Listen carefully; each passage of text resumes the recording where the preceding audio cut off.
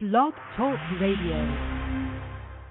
Well, here we go, ladies and gentlemen. We started out with Oakland with Bruce Kessinger and Scott Morgenroth. Now we end up in Cleveland, Ohio. It's the American Sports History Podcast with a brother, a friend, and a mentor in Peter Ray. Yours truly, Mark Mancini, producing in Los Angeles, 347-205-9631. You can catch the archive version on blogtalkradio.com/Mancini Sports, podcast platforms, wherever you subscribe to podcasts, powered now by Mancini Media. So more of him, less of me. Let me lay the red carpet down, put the podium in its place, hand off the mic. First of all, Peter, how are you? Second of all, how can people get a hold of you? And, boy, I'm going to enjoy this great guest you brought in. It brings back memories of covering the team in San Diego in the early 90s, the San Diego Padres. And, boy, this great guy, Dan Good, is unbelievable to have tonight. Hi, Mark. I'm doing well. I'm on Facebook. People can send me a friend request. I'd be happy to accept that, and we can message. I have a YouTube channel. It's my name, Peter J. REA, and you're absolutely right. Tonight's guest is the author. Just a very recent book. Just came out May 31st, 2022, Playing Through the Pain, Ken Caminiti and the Steroids Confession That Changed Baseball Forever. Welcome to the show, Mr. Dan Good. Thank you so much for having me. Pleasure to be here. So, Dan, I read the book, really enjoyed it, and I thought, wow, this Ken Caminiti, a guy with 239 career home runs, and he got one of the guys who helped the Padres get to their second World Series in 1998, died at age 41, very tragic, of a drug overdose. And you got into I really thought, wow, it's wonderful that you took the time to study his life. And then the painful, and it's very sad, his early death, and then but his life, and very respectful. And then, of course, the steroids issue, which is also very painful. So I think it's a wonderful book. Can you give us an overall of this book, Playing Through the Pain? Yeah, no, it's. I appreciate you saying those things. This book is a labor of love for me. This was something that I wanted to write, given my appreciation for Ken. As a baseball fan, I love the way he played. And I just was always intrigued by, who he was, the person behind the player, the person behind that scary man persona. And, when he came forward and talked about steroids and when he died tragically in 2004, I just felt like there was more to his story. There was more to say. And, I always felt like instead of, brushing it aside or moving on, that we should explore lives like his that ended in a way that it shouldn't have ended, And, I think for me, as a journalist, I was gravitating to that. I felt like there was more there, and I just started, researching his life and then eventually interviewing people, and I ended up talking to 400 people for the book, and just was really appreciative of the person and the player he was, that all-out style of play, the respect that other players had for him and the way he approached the game, and I just think there's a lot to learn from the life he lived. Yeah, as I thought, I'm always interested in people's lives, and then the fact you took the time, to learn about him, and it's obviously the people you talked to were feeling real bad since he died young, and then and I remember the '98 Padres. They got swept, but still, you get to the World Series. That's really wonderful. And then I just enjoyed it. And then it just shows I guess the one thing that came out of it for me is this very painful topic of trauma, especially childhood trauma, and how that seemed to this is a real issue with many people, where this thing gets in their mind. It's the strong memory of a traumatic experience, and then they can't seem to get over it. And apparently that happened with him. And so I think that that's good to bring that out, and hopefully help people to overcome early trauma in their lives, so that they can get over it and live and stay alive and live productive lives. Yeah, that's really well said. For Ken's case, he buried that trauma, the abuse that he endured during his middle school years, and he buried that deep, and just tried to move on. I think guys don't talk about these things very often. You just bury it and continue forward. And it was really difficult for him. And he tried to, turn his mind off, with drugs and alcohol. And really that trauma and the lingering effects of it fueled his addictions. And, he really tried to fight this. I think people look at the way he died and, kind of, shrug or, cast this indifferent kind of approach to it. And he really, really tried to beat this thing. He really tried to clean up his life. And, I think it's a reflection of how tough addiction is. This was the toughest guy.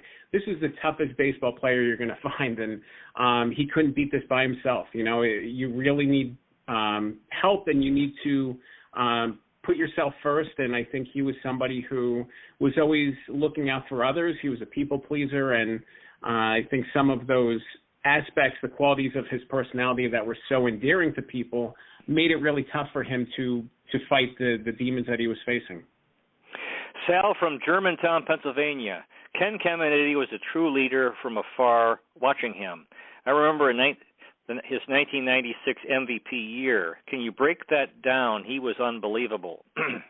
He was amazing in 1996. He tore his rotator cuff significantly the first week of the season, and he was actually worried that he was going to miss the remainder of the year, and he ends up hitting 40 home runs, driving in 130 runs, leading and carrying the Padres to the playoffs.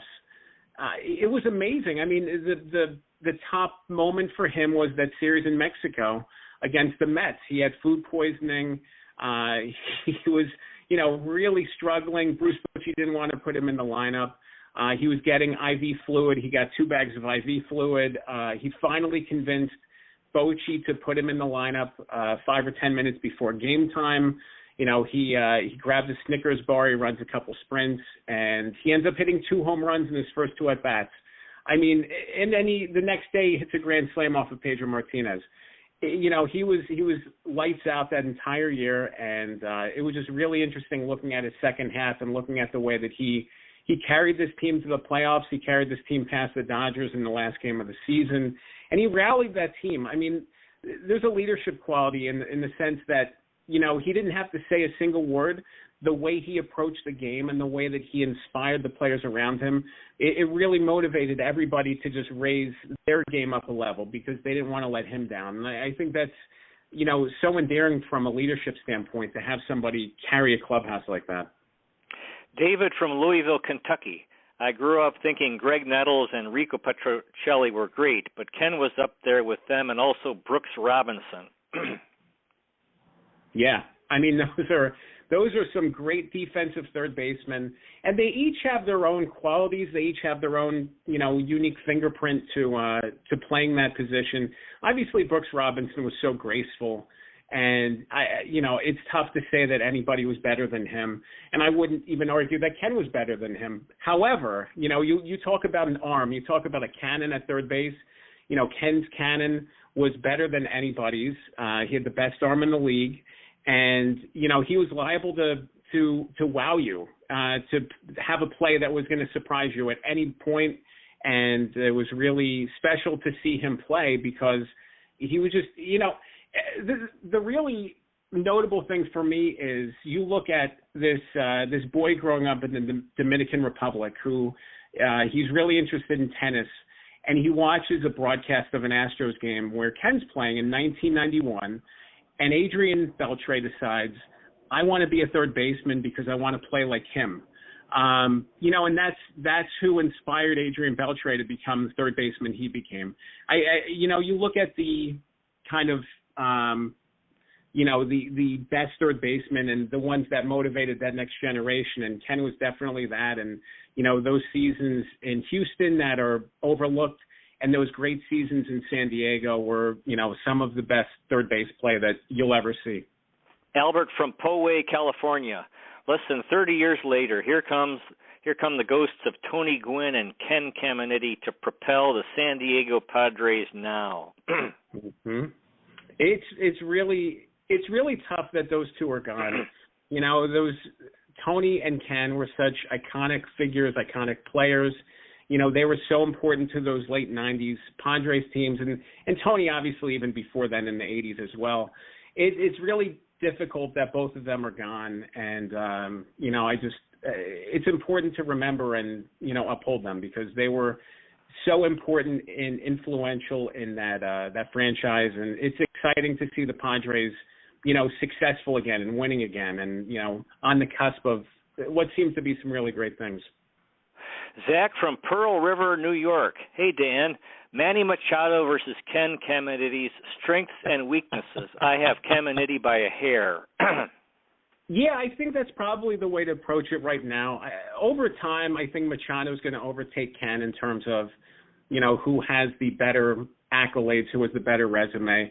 Machado is a better athlete. Ken's a grittier player. Ken is, you can tell that he has to work harder to make some of these plays, but it's really tough at certain points to pick one over the other. I think if you're looking at speed and a complete player, Machado's the better player. But they both have great leadership qualities. They both have great talent. They both have great defense. Both have great hitting. It's a really, really tough race there. Yeah, this back to the story of his life. As I was reading it, I thought, these athletes, they Caminiti was driven to achieve, and he achieved a lot. But it's gonna end, and it's never gonna be enough. And then you feel, and then you're gonna, you got to deal with your career coming to an end. And I think so that kind of gets in, and a lot of, not just him, but a lot of guys, they really struggle with the end of their careers, and especially if you have someone that's kind of like they're driven to achieve, to kind of overcome this horrible memory, and to prove something, to show what they can do, and to say, hey, look what I'm, and then they can't do it anymore, and it just sort of. Do you want to talk about that, how his career as it wound down, and the struggles he was having with the end of his career? Of course. And I think that turning that page is such a tough thing for so many players because they struggle to find that next thing. They struggle to find, that roar of the crowd, the camaraderie of the clubhouse, the teammates and the connections they built. All those things are gone when their careers end. And this was especially so for Ken because at the same time that his career was ending, his marriage is ending. All these things that are holding him together, that are creating normalcy in his life, are drifting away. And now he's left with, regrets and disappointments. He's left with this shame because he had been arrested in late 2001 in a hotel room in Houston on a drug charge. So there's this drama surrounding him. There's these struggles he's facing. And, on top of it, the core identity of his life as a baseball player is something that he's now not doing anymore. And I think it was really tough for him to turn that page and to find that next thing. And, it's a struggle that a lot of players have faced. And it's really a difficult thing. But in Ken's case, it was especially so. Yeah, and then the issue of you talked about how he was fighting to recover at different times, and he was in recovery and making good progress, staying so clean and sober.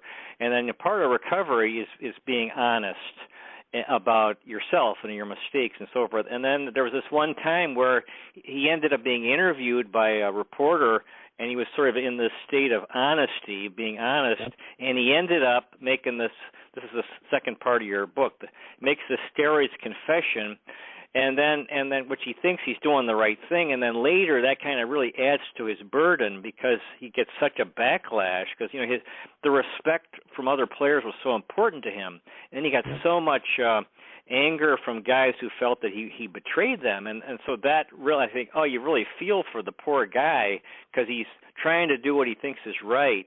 And ultimately, I mean, it really was hard for a real burden for him, but it really did help open bring honesty and to this. We had this horrible problem of steroids in baseball. But so you want to talk about that, his confession, and how he was affected by it?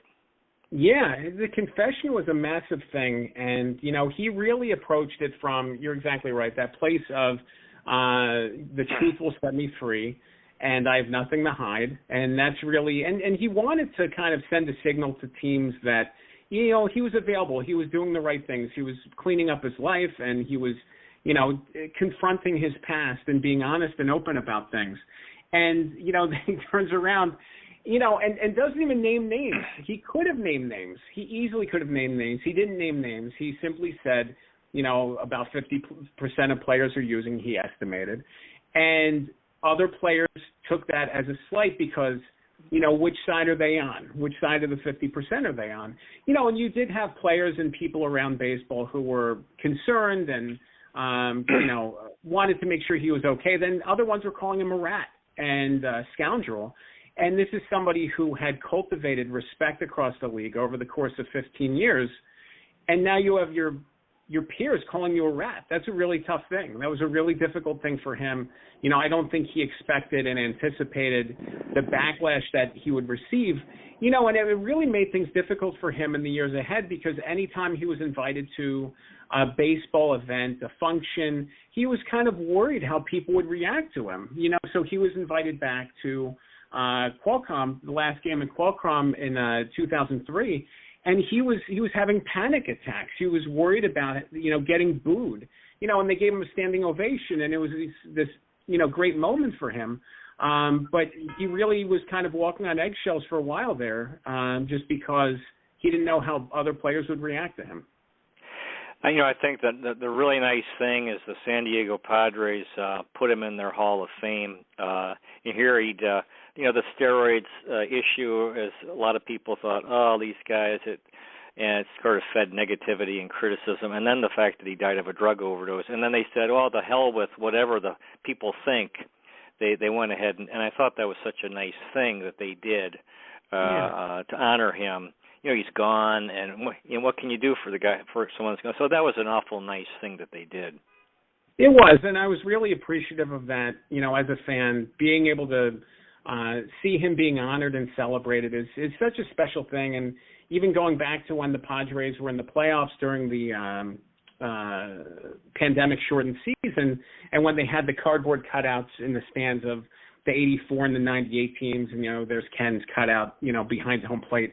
I think it's great that he's being celebrated, and I hope that people, as they read this book, can appreciate him for who he was, struggles and all, and not just push him aside or cast him aside and look down on him, but respect him for who he was and respect kind of the impact he had on other people's lives. Charlie from Braintree, Massachusetts. What's wrong with the game today? It's turning people off. Any thoughts? I love this show, number one in my favorites. The starting that runner on second base in the 10th inning is really, it's not doing it for me. I'm not a fan of that.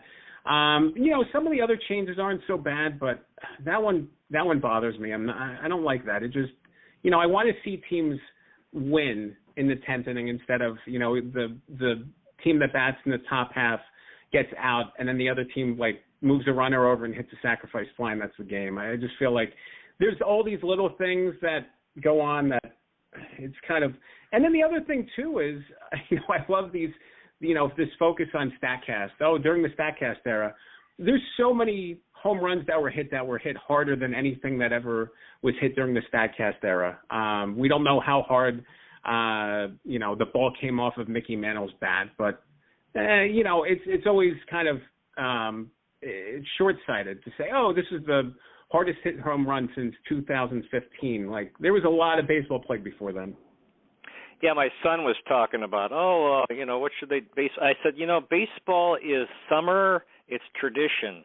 And to me, that's what I love about it. And so you can't compete with the NFL. You can't get, or the NBA. Those are these high action games. But baseball is a summer game, and it's on the beautiful baseball diamond, and it's this tradition that's the oldest American tradition, really, going back to 1869. Yeah. So to me, it is.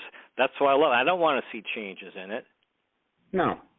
I mean, And I can see the positives and negatives about the universal DH. Felipe Alou in his book actually talked about it, how it should be adapted, and that kind of helped me to shift my own mindset, because my whole focus was always, the National League's exciting because you have the double switch and, this and that. And I recognize the positives to having a universal DH, and a lot of the pitchers weren't great hitters. I get that. But there's so many other changes happening that are frustrating, and we have these 7-inning games, and it's not a full game, but it counts in the standings. Some of those things need to go away. Your book reminded me of the book Summer of '98 by Mike Lupica. I was overseas, but reading that book, I thought, wow, that was really, and I was aware of the chase for Roger Maris by Mark McGwire and Sammy Sosa, and then the book talks about how, wow, this was just such a magical summer, and then, and then that's why, your book, we still are dealing with the steroids era and trying to come to terms with it, and your book gets into that, and so it's this very painful topic because obviously the guys had an advantage, and so do you want to talk about the steroids era and how we've been dealing with it? We're still going to grapple with this for decades to come. I don't think we'll ever get a full accounting of the scope of the issue. We can only just throw out estimates, and because we don't know. And there's players who we'll never know about. The middle infielder, the relief pitcher, the fourth outfielder trying to make the team. No one's paying attention to them, whether or not they were using. And it's the frustrating thing about it is that there are so many players who were clean who played during that era, and they had to fight and claw on an unlevel playing field. And then you had other players who were felt like they had to use steroids or other performance-enhancing drugs to maintain their jobs, to get the contract, to have that one more chance of glory. And, I just think that the struggle is that every player had to make that decision for themselves. They had to confront that decision and make it. And it's a shame because you can look at everything that happened during that era as tainted, and certainly some of it has been tainted. Some of the magic has been lost, I think, with the McGwire and Sosa home run chase, with Barry Bonds' records, with Roger Clemens' success, with some of the other records that fell during that time. But at the same time, these things happened. These home runs happened. You can't take them back. The awards happened. People talk about, people like Ken Caminiti shouldn't have won the MVP award because of their use of performance-enhancing drugs. Okay, so if he doesn't win the MVP in 1996, who do you give it to? Do you give it to Mike Piazza because he finished in second place? And, obviously there have been whispers surrounding him. He's in the Hall of Fame. He had a great career. Barry Bonds had a great season that year, pre-steroids as far as we know. But we just don't know about other players. We don't know about those one-year wonders. We don't know about every single person, and it's really tough to blame and scapegoat the best of the best of the best when so many other players were doing it. You look at the Baseball Hall of Fame today. David Ortiz is a good example. David Ortiz is said to have failed a drug test in 2003. He's now in the Hall of Fame. So it's, you have 59 people associated with steroids-era baseball who are now in the Hall of Fame. More than 50 of those are players, and then some managers and executives as well. So it's really tough to blame, we'll say, Barry Bonds, Roger Clemens, Mark McGwire, and a couple others when we ultimately don't know who did or who didn't, and I don't think we ever will. Our author has been Mr. Dan Good, author of the new book, Playing Through the Pain, Ken Caminiti and the Steroids Confession That Changed Baseball Forever. Yeah, I really was intrigued by your book because, it makes you curious, makes me more curious. The name Ken Caminiti kind of rolls off your tongue, and I remember him having a big year. I wasn't aware so much of what a tremendous third baseman he was, and but you wonder if now that the book is out, you talk to a lot of people. It was hard for them to talk about him because he's gone, and these guys like Craig Biggio and Jeff Bagwell, who they pledged like we're going to take care of him, and it's such a hard and this happens. It's not just him. People die young, and they die of suicide and different things or drug overdose, and then you have the families think, oh wow, I what could we have done? And you can't, and you have regret. And so I think it's a really good topic, and hopefully as time passes, we can learn more about his life, that people can talk more about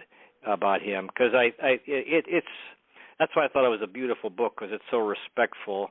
And you had the courage to it would be tough interviewing these people who were still mourning the loss of this guy, because it was such a tragic thing. It was so tough emotionally, talking to those people, talking to so many people who had regrets, wished they had done more, wondered if they could have said something to help him, carried this burden for years and years and years, wishing that they could have done something differently to help him, and recognizing that ultimately I don't think they could have. I think that what had happened with him was so far deep and so far gone that, these little conversations that came later, it was almost too late. But I think that speaks to the caliber of person he was, that people still carry that feeling about him, that they feel bad. They wish they could have done something else, because he was a great guy, and he meant a lot to a lot of people, and I think it's important not to lose sight of stories like his and not to let them be forgotten. And for that, I'm just really appreciative of the people who did talk to me, and appreciative to preserve as much of his story as I could. Yeah, that's why I'm really I take my hat off and give you a lot of credit for. Yeah, because people. Yeah, just because people die, they should be remembered, especially when they die young. And there's a tendency just to look away, like, oh, it's so unpleasant. And then the people you talk to who probably thought it was just so hard for them, and still hard. And so I think it was just a wonderful thing you did, and hopefully they can open up more, and we can learn more about the life of Ken Kim and Eve. So I hope a lot of people buy the book and read it and enjoy it, because I really loved it. Thank you so much. That means a lot to hear that. So we were running short on time. You were a Texas Rangers fan growing up, starting in 1993. I was just trying to think of my Texas Rangers. I remember you guys lost 2 World Series in a row. That was tough. I was rooting for you. And Ron Washington, who played for Cleveland. Yeah, yes. And there's a big connection with Cleveland. You guys got Buddy Bell, and we got Toby Harrah, and we got Mike Hargrove from you guys, and you got Gaylord Perry from us back in the 70s. So so anyway, I'm hoping. Yeah, I'm rooting for the Rangers. Hopefully they can. They since they've never won a World Series. So you want to talk about with a little time we had, you want to talk a little bit about your experience over the years as a Texas Rangers fan? I adored Nolan Ryan in the early 90s, and he was who really drew me to the Rangers and being a Rangers fan. And then Juan Gonzalez won the Home Run Derby in 1993, and that was it. Loved those teams in the 90s, making the playoffs for the first time in 96. Juan Gonzalez hits 5 home runs in a 4-game series. And then there was a lot of lean years and a lot of struggles, as there will be. And then, 2010 comes around. It was so exciting seeing them reach the Fall Classic for the first time. And I was just happy for them to be there. And then 2011 happened, and I felt like they should have won. They could have won. They almost won. Still can't watch that Game 6. Still can't watch that David Freese home run or the ball over Nelson Cruz's head. It still hurts too much, but I'm coming to grips with it, and I still really do appreciate that team. And I think a couple years from now they're going to be good again, but it's going to take some time. Yeah, I've been watching World Series going back, started in '73, and then I was just thinking about all these title droughts that ended. The longest, the Cubs, 108 years. So you guys have, and we're at 74 right now. But then you have the Red Sox at 86, the White Sox at 88 years. Actually, the Phillies are at 97, and the Nationals at somewhere in the 90s. So you're a part of that. I don't know what year they started, and it's been about 50 61. years you've had a team. 1971. 61 was Senators round 2, and then 72 was when they moved to Texas. 72. So they've been in Texas for 52 years. So yeah, you guys have you're in a group of you're with us along. So that's group. Yeah. Again, our guest we have run out of time. Our guest has been Mr. Dan Good, Playing Through the Pain, Ken Caminiti and the Steroids Confession That Changed Baseball Forever. This book just came out on May 31st. Do you have any final words tonight for our audience, Dan? No, just appreciate the chance to talk, appreciate the chance to tell Ken's story, and hope that people can learn to have compassion in their lives, especially with people who are facing issues. Yeah, exactly. And so we have to stop being so hard on each other. We don't need to do that. We can be kind. So anyway, thanks so much, Mr. Dan Good, for coming. Wonderful, wonderful interview. Dear listeners, next week we have Bill North for the third time, a tremendous center fielder from the 1970s. Won a couple World Series with the Oakland A's. In 2 weeks, we have Scott Howard Cooper, author of the book from last year about Steve Kerr, who won 9 NBA championships, 5 as a player and 4 as a coach. Dear listener, may the road rise to meet you. May the wind be at your back. May the sun shine warm upon your face and rains fall soft upon your fields. And until we meet again, may God hold you in the palm of his hand. Good night, everybody. Thanks again, Mr. Dan Good. Thank you so much. Okay, wonderful.